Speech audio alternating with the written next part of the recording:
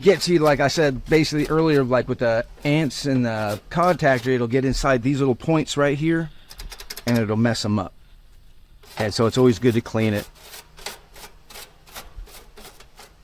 Okay, and then what we do on the capacitor is we usually check the capacitor.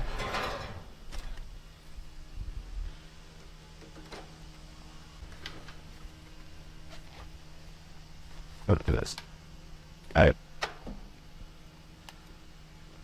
La la la la. La la. Too bad it's always the same song, unless I hear something that's stuck in my head.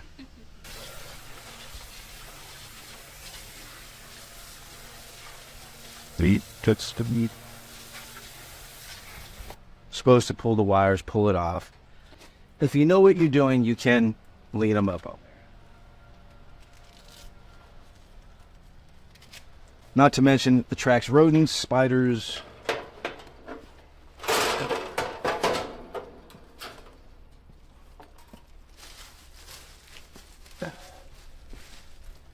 See, just because you really can't tell if you want to take another picture of all this, because you actually have a ton of mud in here. That. Can I throw it in the ivy? Well, where's that one at? This your screwdriver? A lot of the times with new maintenance customers, we'll do this cleaning and all that. This would be a little bit extra charge because we got to take it apart and clean it this way, because this isn't normal. Usually we would take it apart and rinse it out. That's part of the normal operation. And then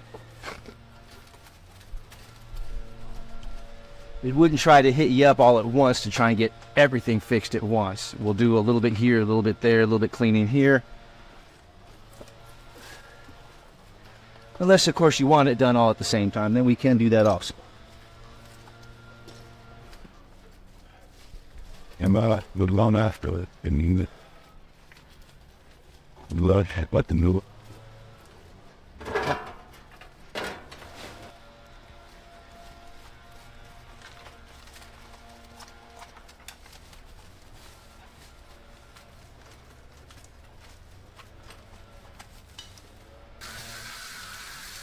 Usually it's a lot better to clean it from the inside out than you're pushing the dirt out instead of pushing it in with the hose.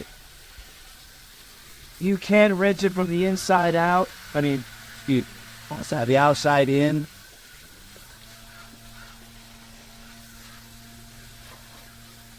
If you take it off, please turn the power off. So I say if you take the top off, please turn the power off.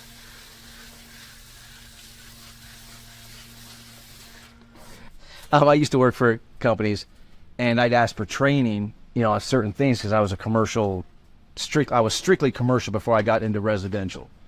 And I didn't understand some of the residentials because residential is different than commercial.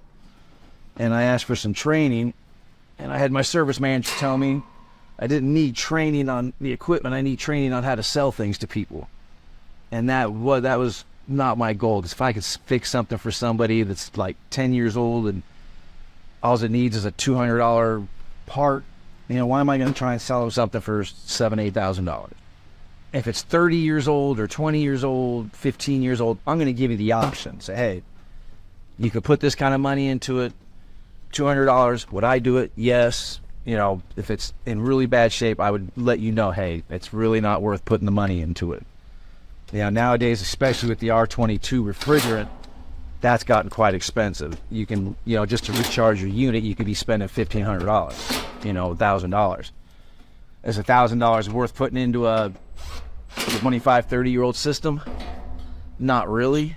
But if you're like most Americans or most people, you don't have the $7,000, $8,000, sometimes that $1,000 is worth it.